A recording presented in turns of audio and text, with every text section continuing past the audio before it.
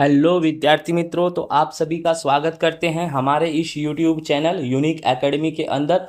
तो विद्यार्थी मित्रों, आज हम गाला असाइनमेंट 2025 कक्षा 12 विषय वाणिज्य पत्र व्यवहार और सेक्रेटरियल प्रैक्टिस अर्थात एसपीसीसी का पेपर नंबर 4 का सेक्शन ए और बी का वीडियो बनाने जा रहे हैं, जो आपके लिए आपके एग्जाम में बहुत ही महत्वपूर्ण साबित होगा। आपको परीक्षा में 30 में से 30 नंबर लाने में पूरा मदद करेगा। अगर आपने हमारे चैनल्स को सब्सक्राइब नहीं किया है तो चैनल्स को सब्सक्राइब करो, बेल आइकन पर क्लिक करो और कमेंट्स करो, लाइक करो और मेरे वीडियो को ज़्यादा से ज़्यादा शेयर करो। आपके पास मेरा वीडियो है तो आप भी पढ़ो, अच्छे नंबर लाओ, दूसरों को भी शेयर करोगे तो उनका भी भला होगा, दूसरे का भला करोगे तो भगवान तुम्हारा भला करेगा। ठीक है, स्टार्ट करते हैं। पहला नंबर, बैंक में लोकल सुविधा प्राप्त करना है। सिंपल सी बात है विद्यार्थी मित्रों, बैंक में आपको कौन सी सुविधा प्राप्त करनी है? लोकल सुविधा। तो बैंक को कौन सा पत्र लिखोगे? प्रार्थना पत्र लिखोगे। कौन सा पत्र लिखोगे? प्रार्थना पत्र। सार्वजनिक उपयोगी सेवाओं की आपूर्ति के विभाग या निगमों में किससे वित्तीय सहायता प्राप्त होती है? अर्थात सार्वजनिक उपयोगी जितनी भी सेवाएं हैं, ठीक है, उनकी आपूर्ति, जैसे बिजली सेवा, पानी सेवा, ये सब। तो सार्वजनिक उपयोगी सेवाओं की आपूर्ति किस विभाग या किस निगम की सहायता से हमें वित्तीय सहायता प्राप्त होती है? कौन देता है इसके लिए पैसे? तो राज्य या केंद्र सरकार देती है। कौन देता है? राज्य या केंद्र सरकार। ठीक है, नेक्स्ट,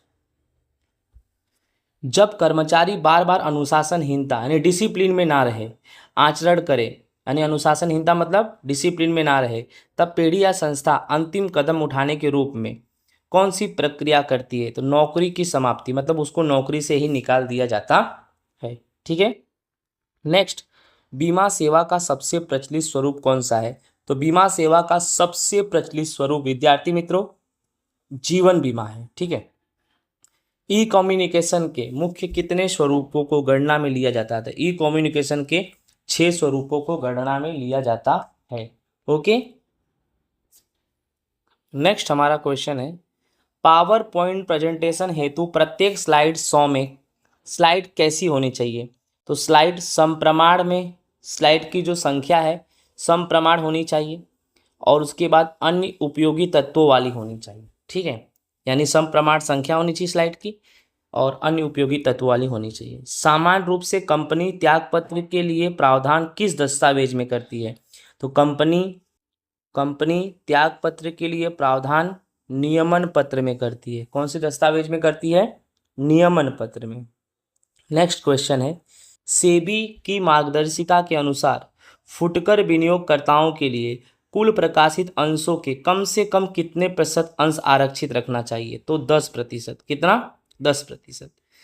अंश आवेदन करने के लिए कौन सा खाता खोला जाता है? तो अंश आवेदन यानी शेयर, मतलब शेयर में विनियोग करना चाहते हो, इन्वेस्टमेंट करना चाहते हो, डीमेट खाता। ठीक है, देश के विकास का थर्मामीटर की तरह किस बाजार को जाना जाता है? तो शेयर बाजार यानी अंश बाजार देश के विकास का थर्मामीटर कहा जाता है। नेक्स्ट क्वेश्चन है, अंशधारी ने वसीयतनामा न किया हो और वारसदार न हो तथा उसकी मृत्यु हो जाए, तब ऐसे समय पर अदालत प्रबंधकर्ता के रूप में किसी व्यक्ति की नियुक्ति करती है। तो भाई अंशधारी है, उसके वसीयतनामा में किसी का नाम ही नहीं है, वारसदार में उसके किसी का नाम नहीं है, तो मर जाएगा तो सब अदालत ही करेगी। ऋण पत्र में ट्रस्टी की नियुक्ति कौन करता है? तो ट्रस्टी की नियुक्ति ऋण पत्र धारकों की सभा करती है। कंपनी विसर्जन की मांग कौन कर सकता है? तो शेयर धारक कंपनी विसर्जन की मांग कर सकते हैं। स्वेट इक्विटी अंशधारक को सदस्य पद मिलता है। विद्यार्थी मित्रों, स्वेट इक्विटी अंशधारक को सदस्य पद मिलता है।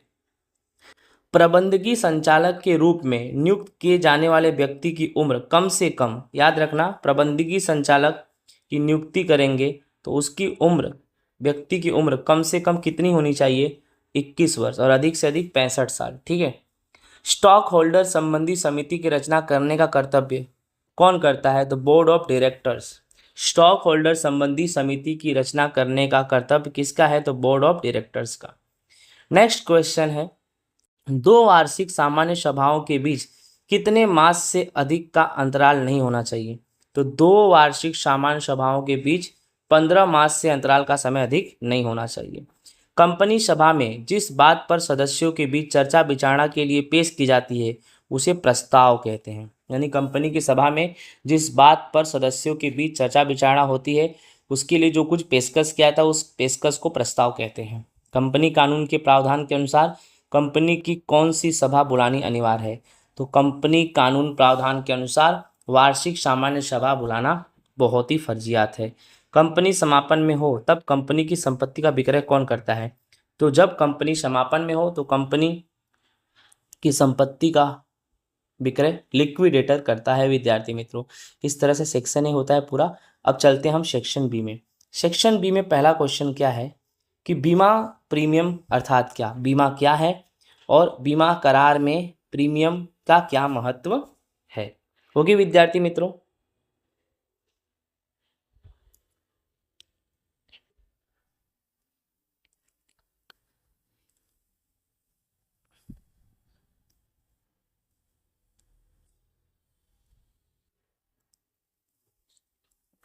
तो चलो बीमा प्रीमियम पहले किसे कहते जानते हैं। बीमा के दौरान बीमा कंपनी के समक्ष बीमा उतारने वाले व्यक्ति द्वारा जोखिम के सामने रक्षण प्राप्त करने हेतु जो रकम भरी जाती है उसे बीमा प्रीमियम कहते हैं। बीमा प्रीमियम अर्थात बीमा के दौरान बीमा कंपनी के समक्ष बीमा उतारने वाले व्यक्ति द्वारा जोखिम के सामने रक्षण प्राप्त करने हेतु जो रकम भरी जाती है उसे बीमा प्रीमियम कहते हैं। जैसे कि आपने बीमा लिया है, मान लो आपने स्वास्थ्य का बीमा लिया है। किसका बीमा लिया है? स्वास्थ्य का। तो आप अपने स्वास्थ्य के रक्षण के लिए बीमा कंपनी को हर महीने प्रीमियम भरोगे, हफ्ता जिसे बोलते हैं उसे बोलते हैं बीमा प्रीमियम। निर्धारित प्रीमियम भरने के बाद बीमा धारक को बड़ी चिंता से मुक्ति मिलती है। अर्थात स्वास्थ्य बीमा लियो, समय समय पर उसका प्रीमियम भर रहे हो, कभी भी अचानक आप बीमार हो जाते हो, आपका ऑपरेशन कराना हो तो ऐसे समय पे बीमा कंपनी आपका सपोर्ट करती है। यानी आप चिंता से मुक्त हो जाते हो स्वास्थ्य बीमा लेकर, स्वास्थ्य से संबंधित। ठीक है, नेक्स्ट क्वेश्चन है ई स्टैंपिंग क्या है और ई स्टैंपिंग क्यों आवश्यक है। ई स्टैंपिंग की परिभाषा मैंने पहले ही बता दिया है। सरकार की बिन वैधानिक स्टैंप ड्यूटी भरने के लिए कंप्यूटर आधारित और बहुत ही सुरक्षित पद्धति को ई स्टैंपिंग कहते हैं, जो इलेक्ट्रॉनिक स्टैंप होता है। घर या ज़मीन की खरीदी बिक्री के लिए, भाड़ा करार के लिए, किसी भी प्रकार का सौगंधनामा तैयार करने के लिए और किसी भी व्यापारिक पीढ़ी का पंजीकरण करने के लिए सरकार में स्टैंप ड्यूटी भरनी पड़ती है। इसके लिए ई स्टैंपिंग बहुत ही अनिवार्य होता है। ओके विद्यार्थी मित्रों, नेक्स्ट क्वेश्चन हमारा है प्रस्तुतिकरणकर्ता और प्रस्तुतिकरण के उद्देश्य के अनुसंधान के अनुसार प्रेजेंटेशन के प्रकार बताओ। तो प्रस्तुतिकरणकर्ता के अनुसंधान के अनुसार दो है, एक व्यक्तिगत प्रेजेंटेशन और एक समूहगत यानी सामूहिक प्रेजेंटेशन। उसके बाद प्रस्तुतिकरण के उद्देश्य के अनुसंधान के अनुसार एक है सूचनाप्रद, एक है सूचनादाता प्रेजेंटेशन, एक है जागृत लाने वाला प्रेजेंटेशन, एक है दलील की बातें। ठीक है, उसके बाद उतारने वाला प्रेजेंटेशन और लास्ट में है निर्णयात्मक प्रेजेंटेशन। ये सब प्रकार है, ठीक है, याद कर लेना। अंतरिम डिविडेंड किसे बोलते हैं, सामान्यतः वह कब दिया जाता है। तो अंतरिम डिविडेंड की परिभाषा है कंपनी को 2 वार्षिक सामान्य सभाओं के बीच के समय के रूप में दिया जाने वाला डिविडेंड को अंतरिम डिविडेंड कहते हैं। एकदम आसान है, कंपनी की 2 वार्षिक सामान्य सभाओं के बीच के समय काल में जो भी डिविडेंड दिया जाता है उसे अंतरिम डिविडेंड कहते हैं। अंतरिम डिविडेंड सामान्य रूप से अर्धवार्षिक रूप में दिया जाता है। नेक्स्ट क्वेश्चन है एनएसडीएल और सीडीएसएल का पूरा नाम। एनएसडीएल का पूरा नाम है नेशनल सिक्योरिटीज डिपोजिटरी लिमिटेड और सीडीएसएल का नाम है central depository services India limited. Sir okay, ठीक है। नेक्स्ट क्वेश्चन है कंपनी को ऋण पत्र के दस्तावेज और वित्त रकम स्वीकारने के लिए कहाँ खाता खुलवाना पड़ता है। तो कंपनी को ऋण पत्र के आवेदन और वित्त स्वीकारने के लिए शेड्यूल बैंक, अनुसूचित बैंक में खाता खुलवाना पड़ता है। तो कोई भी कंपनी को, ठीक है, ऋण पत्र के आवेदन और वित्त को स्वीकारने के लिए कहाँ पे खाता खुलवाना पड़ेगा, तो अनुसूचित बैंक, शेड्यूल बैंक में खाता खुलवाना पड़ता है। नेक्स्ट क्वेश्चन है अंश आवंटन संबंधी नीति कौन निश्चित करता है। तो अंश आवंटन संबंधी नीति संचालक मंडल अंश बाजार के प्रतिनिधियों के साथ विचार विमर्श करके निश्चित करता है। अंश आवंटन संबंधी नीति कौन निश्चित करता है, तो अंश आवंटन संबंधी नीति संचालक मंडल अंश बाजार के प्रतिनिधियों के साथ परामर्श करके निश्चित करता है। क्वेश्चन नंबर 28 है संस्था के अस्तित्व के लिए कौन से तत्व महत्वपूर्ण है? तो संस्था के अस्तित्व के लिए 2 तत्व महत्वपूर्ण है, एक मालिकी और एक संचालक, मालिक और संचालक। ठीक है। नेक्स्ट 29 है, कंपनी की स्थापना के बाद कितने दिनों में बोर्ड की प्रथम सभा बुलानी चाहिए?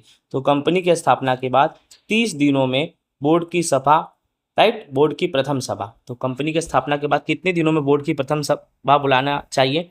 तो कंपनी की स्थापना के बाद 30 दिनों बोर्ड की प्रथम सभा बुलाना चाहिए। 30वां क्वेश्चन, लास्ट क्वेश्चन है पेपर नंबर 4 का। सार्वजनिक तथा निजी कंपनी में कम से कम कितनी सदस्य संख्या होने पर कंपनी को समापन में ले जाया जा सकता है? तो सार्वजनिक कंपनी में 7 और निजी कंपनी में 2। याद रखना, सार्वजनिक कंपनी में 7 और निजी कंपनी में 2 सदस्य होने पर कंपनी को समापन में ले जाया जा सकता है। तो विद्यार्थी मित्रों, इस तरह से हमारा गाला असाइनमेंट 2025 का पेपर नंबर 4 का सेक्शन ए भी होता है पूरा। आई होप आपको समझ में आया होगा। मिलेंगे नेक्स्ट वीडियो में नेक्स्ट टॉपिक के साथ। जय हिंद, राधे राधे।